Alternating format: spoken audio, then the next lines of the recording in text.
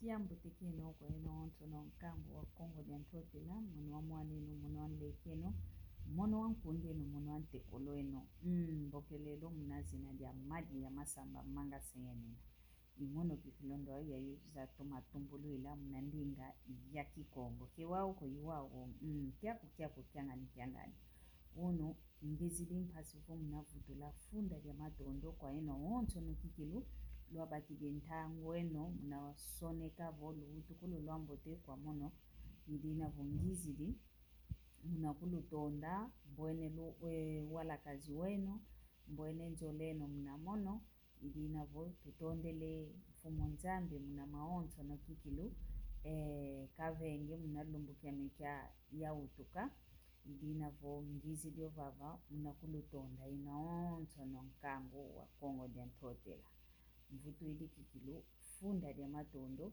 muna maonto no muna kiese kieno muna wala kazi weno. Hello people, here I am to thank everybody those write for me, wish me my birthday. I so grateful for that. I thank all of you.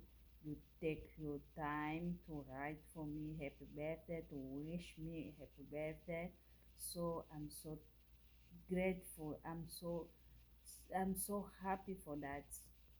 I see your love. I see your kindness.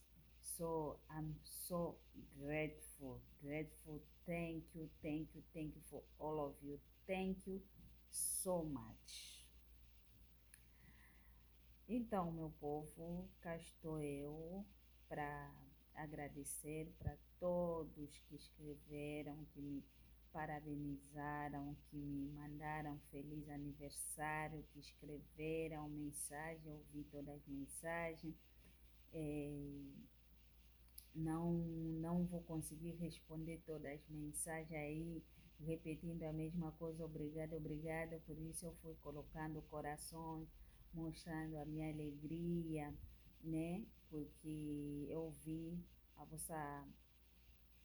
vossa alegria, compactuaram com a minha alegria no meu dia de nascimento. Então hoje estou aqui para agradecer a todos mesmo. Estou aqui mesmo para agradecer por me parabenizar. Peuple de Dieu, peuple Congo, je suis ici pour remercier à tous qui ont écrit pour me souhaiter mes joyeux anniversaires. Je suis vraiment très contente pour ça. Je manque les mots. C'est pour cela que je suis ici pour dire merci à tous. Merci abondamment.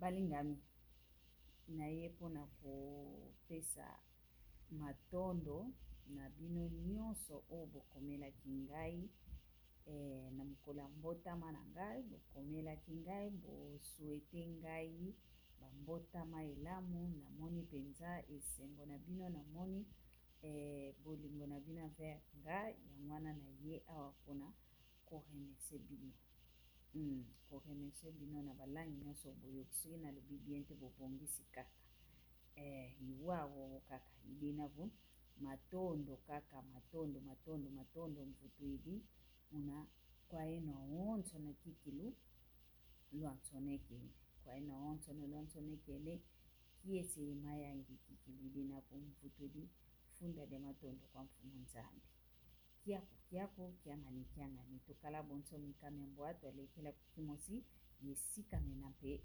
kukimosi ingeta nzambi kakala eno kakala mpe mono kwako ka toma kutulonda bosi tukuisa kaka mna moko ito ya ndinga ya Kikongo kina vo ye lumbukita toma moneka ko ingeta lundoloka kikilu ye lumbukita toma moneka ko kanti vo ntangwa kikilu mbaki de ntangwa bosi vutuka kwa mediaka vulu mbwene vo mvididi fyoti lufete tokana kazi lubo kela la yuvula mpikiti nkikita moneke na ko kanti ngina kwame ngina kikilo vimpyo mbote ntangwa kwa keita toma sala koko ya toma kulisadila kanti ngina kwame nzambi utakutulumba.